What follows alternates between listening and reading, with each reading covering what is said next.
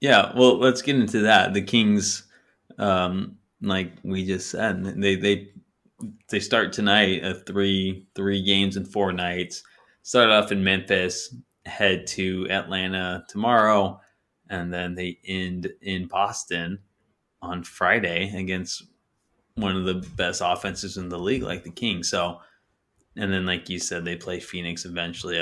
Would you say Monday? I don't know the exact Yeah, date. Yeah, yeah. so this is gonna be a good stretch for the Kings. It's nice seeing them win the games they need to win with this past stretch. They beat the Cavs, which is really the only game they could have lost. They should have, I guess, lost. I'd been okay with them losing. You can't lose to Golden State 3 times in what?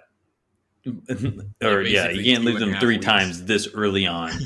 Yeah. You can't lose to the Lakers. You can't lose to the Pistons. You can't lose to the Spurs. Nets. They should have beat the Nets, and they clearly did. So um, this was their first real test since the winning streak began. The 9-11. I guess they beat the Heat once in this 9 of the last 11. Um, but this is when they start playing playoff teams. It's not just the bottom dwellers. So, well, what do you think? What do you think is going to be the hardest part for them? Or Well, what's your analysis? I think to start, the Kings are drawing a lot of luck in that they're not going to have to face Ja Morant or Desmond Bain, who both scored over 30 points against them in October. So that's huge. But you're still going to Memphis on the road, you know, uh, holiday week, starting to get cold. I mean, Memphis isn't that bad, I don't think. I've never been there.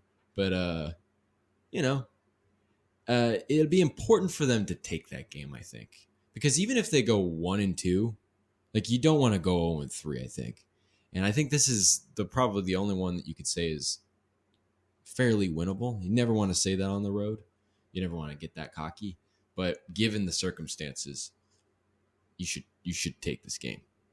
And especially because you're going to be going to Atlanta um, next on a back to back, and Herder will be going back to Atlanta, so that'll be cool.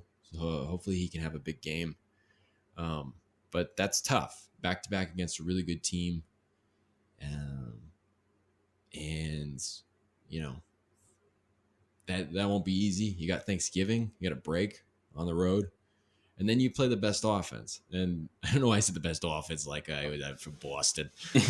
Not just the best offense, but arguably the best team in the NBA Yeah, right now. yeah. What 13-3, I think is their record. Yeah. Mm-hmm. Like a football record. But it's like the Pats. But uh, that doesn't get any easier. But at least you have a day off there beforehand, I guess. That should be really fun because I don't know where Boston's ranked defensively right now, but they're not. I think they're in the top half. But uh, you know, that's going to be one of those games where it's like, I mean, I think all three of these games, you're really going to get a good glimpse at who this team is. Because I think this will be not only their toughest stretch, but it's like now I mean, it sounds so obvious, but they're further into the season. It's a little more. I think you saw it against Detroit.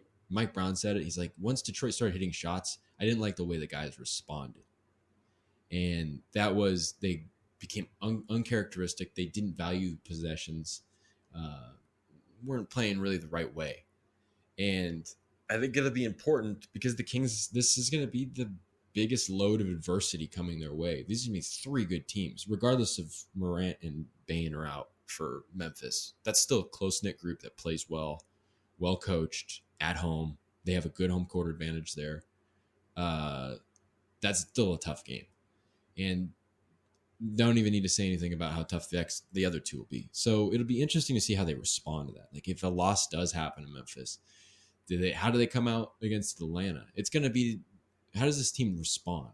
And I think they have a good. I mean, they've shown so far that they can respond the right way for the most part, or at least close the right way, as we were kind of saying. But I think that'll be the most interesting thing. I don't know. What are you looking at ahead of this 3 games in 4 nights.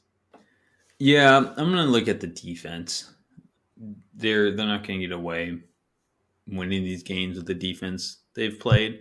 Last few games, like yeah, they're scoring a lot, but they're going to be playing up. They're going to be playing against better defenses too, so their points per game are going to go down. Um, so yeah, just the defense. Really, you're going to have to play 48 minutes of solid defense. These are good teams. I don't know. Is Atlanta that good actually? Yeah, But they don't shoot the three very well, but offensively they're pretty top 10, sometimes top 5 in some of these stats. yeah, so it all starts with the defense. We all knew that this team wouldn't be a good team until we saw it out of their defense. Playing good teams now, the defense has to step up. You're not going to worry about the offense too much, but like what you said, if you lose in Memphis, how are you going to respond in Atlanta? Yeah. So And I it's going to think be a big game. The defense thing is fair to point out because, ultimately the defense came up with some stops late against Detroit. But as De'Aaron Fox said post game, like if we're not on the home floor, we probably don't win that game.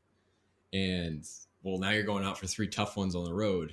And if you're still, I could very much see the Kings in all of these games scoring with these teams. I could see them running with Boston, scoring with Boston, keeping up with Boston. But it's like, what's going to happen late in the game? That's definitely where home court advantage becomes big.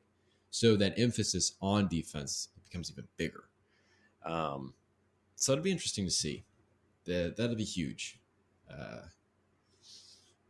But it's going to be really tough. And then you just come back home and you have to face Phoenix, which is a really good team.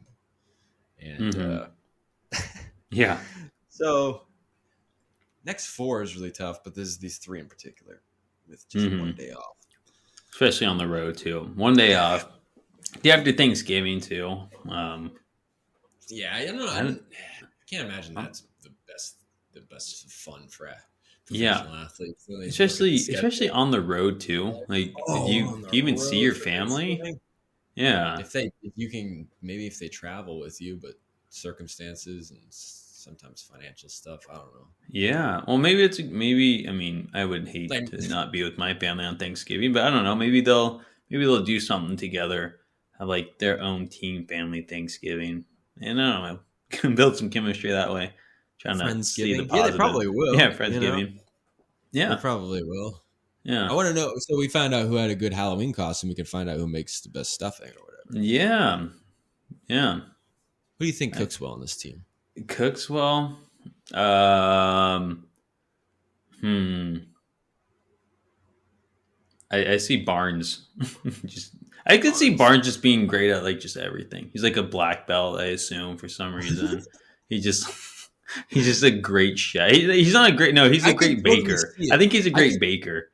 It's very like precise. But you have precision based with the measurements and everything. Yeah. Like that. I always imagine Barnes is the type of guy that cleans his house twice a day.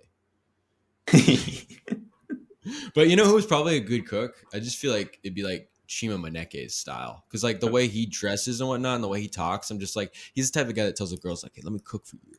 I was like, "You're a cool motherfucker." What the hell? You know what? You know who Kevin Herter should have gone as? I know he had the best Halloween costume, but he could have gone as Remy, or not Remy, Linguini from Ratatouille. A little, yeah, I could see it. Yeah, he got the red hair. Maybe he's a good chef. Just based off of that analysis, that in-depth analysis. He's always wearing a tall chef's hat when he's cooking. Yeah, right. He's got a rat on him. He's got. That's what's going on in the headband. He's got something connection. There's some connection there with the headband. It's not really Herter shooting 50% from 3. Yeah. I hope he goes off against Atlanta though. That'd be. Like, how's Atlanta feeling right? I know Atlanta always. I was kind of reading about it, or just reading, like going onto their forums and stuff, and they're like we knew this was in Herter. They obviously don't hate him. He got traded. It's like he left, but I wonder how they're feeling about that trade now. Because, I mean, I get it that they got Murray and Trae Young now, but shoot, Herter's having a great year. He's shooting like 50% from 3 on 7 attempts a game. That's incredible. So I wonder how they're Yeah. feeling right now over there. For reference, DeJounte Murray's averaging 21.1 points a game. Yeah, he's just not really doing anything from three. Not like he's really expected to, but yeah, I don't know. I feel like that's better for the style Atlanta wants to play, because obviously the style Atlanta wanted to play did not let Herter unleash himself. So it could be one of those things where maybe both of them benefit. But I don't know. They were really good offensively last year with the way it was. And now they're just, I think they scored like I said, like they're number 9 in points per game. But weren't they like the number 2 offense last year, the Hawks? Yeah, I mean they've had a good offense really since Trae Young came over, and not to like overlook them. They were one game away from the NBA Finals 2 years ago. Yeah, and they lost to a Bucks team without Giannis in one of those games.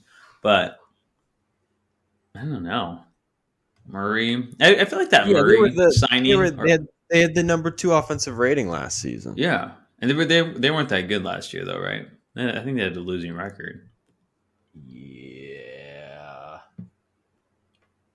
Yeah, but now they're 16 in offensive rating this year. But let me look at that Murray trade to me.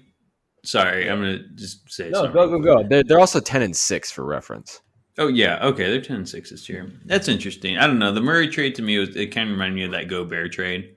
It's like, okay, like you're just gonna add a center to a team with already a good center. That's how it's kind of like the Murray trade. I'm like, all right, you're gonna add a point guard to a team with already an all-star point guard. Like, I don't know. I get what you like. We have 2 of them. I don't know. It's kind of like the Halliburton Fox thing. It's like, why do you need? Maybe look elsewhere, like another position. But whatever. And they're 10-6. They're 10-6. But now we're just gonna analyze the Hawks and their decisions. But I see John Collins is having a bad year. So yeah, I don't know. Maybe it's good we didn't trade for him. Yeah. What's he doing this year? He's scoring 12.4 points a game. That's not good. And he's shooting 23.4% from 3. 7 point. He's down in rebounds, 3-point percentage points. It's not good. Well, yeah. So we don't cover the Hawks. I don't know what he's been doing lately or anything like that.